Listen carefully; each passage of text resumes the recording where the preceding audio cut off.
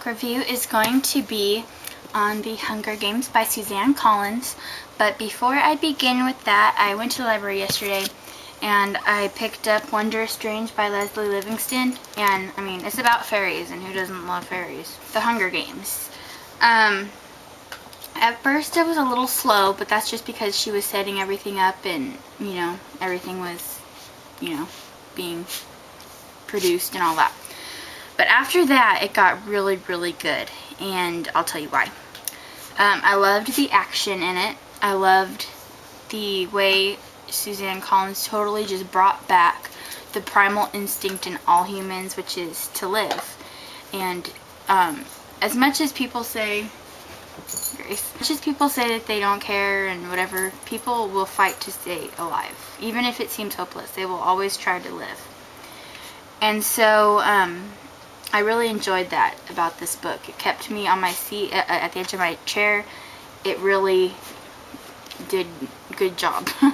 And any book that can make my heart race and make my stomach churn is a good book. It begins with a girl named Katniss, and she lives with her family in a what's left of North America, and each area is called a district, and each district has a number, and each district is responsible for a different thing in the world, which means one district is responsible for coal, or one district is responsible for agriculture, that kind of thing. Katniss lives in the poorest district, and that produces coal, and her father died in a coal mining accident, so she only lives with her mother and her little sister named Prim. And her mother kind of went into a very deep depression when her father died, and so Katniss kind of took on the role of hunter and father, basically, so her family wouldn't starve. And so the day that, like, everything starts is the day called Reaping, and each year they have something called the Hunger Games. And what the Hunger Games is basically each district picks two girls, or two people to do it, one boy, one girl. And you're thrown into this arena where the government, the capital, can control the weather, they can control the livestock, they can control everything. And it's basically, it kind of reminded me of Survivor, kind of. Like, it's videotaped and all the city of Pantheon can watch it. And so it kind of reminded me of that, and you have to stay alive, and whoever is the last person standing wins, and they are set up for life. They have a beautiful home, they have food for their families, everything, so they're pretty much set. Well, in order to get your name in, it starts at 12 and goes until you're 18, which is the last year that you are eligible. And each year, when you're 12, you have one entry. When you're 13, you have 2. When you're 14, you have 3. And it goes all the way up to 18 until you have 7. But if your family's starving, or if you need food, then you can get tessera, which is grains and oil for each person in your family for a year. So say somebody needed oil and they needed tessera for their family of 5. So their name would be put into the bowl for five more times.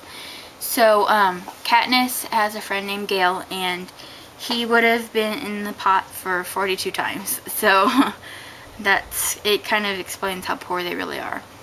So the day of the reaping, the male is chosen, and his name's Pita, and from District 12. And then the other girl who is selected is Katniss's little sister Prim. Well, Prim's only 12, and she's a very kind-hearted soul, and Katniss knows that she would never survive, so she volunteers, which you can do. She volunteers to go in her place. So that's basically the setup of the story, and after that is constant action, constant, it's a great book.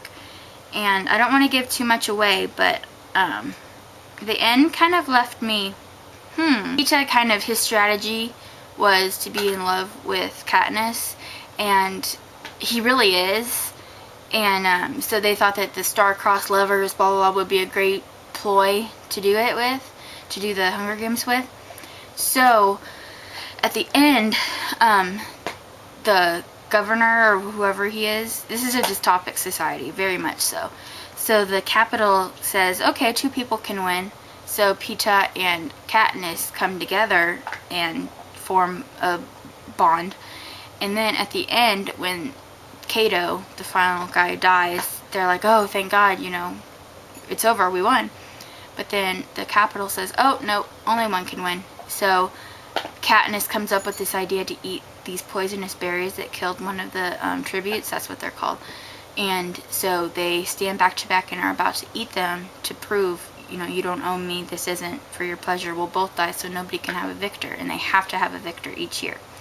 So the Capitol says, okay, you can have 2. But now, Catching Fire, I'm assuming, which is the second book in the series, is Katniss fighting the government, because the government kind of wants her dead because they don't like to be made fun of, or mockery and all that stuff.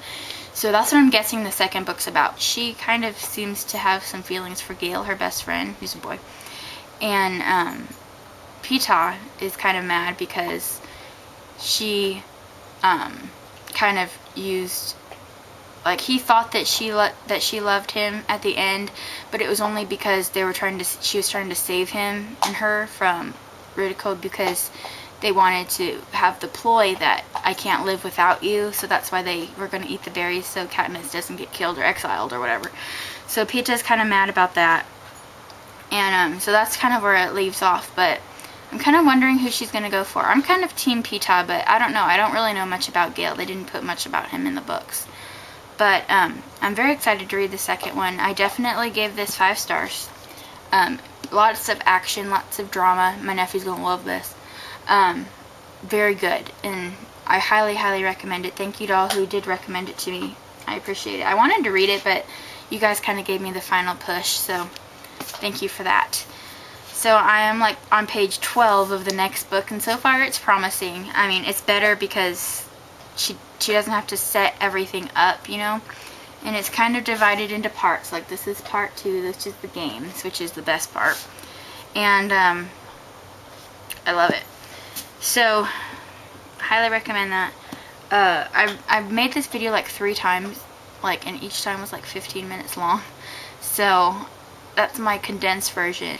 And I should hopefully have Catching Fire finished by tomorrow, and then I'll be able to start on Wake. I'm just going to read them all in order. So in the order, reviews will probably come in this order: Wake, Jellicoe Road, The Goodbye Season, The Forest of Hands and Feet, no, Hands of Teeth, and The Hanging Woods, Splendor Falls, Perfect Chemistry, and that's it.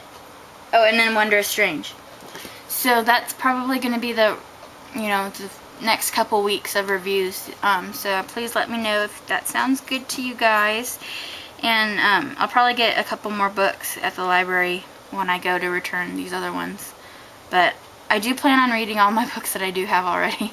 So yeah, I hope you guys are having a great day, like I said, and I'll talk to you soon. Bye.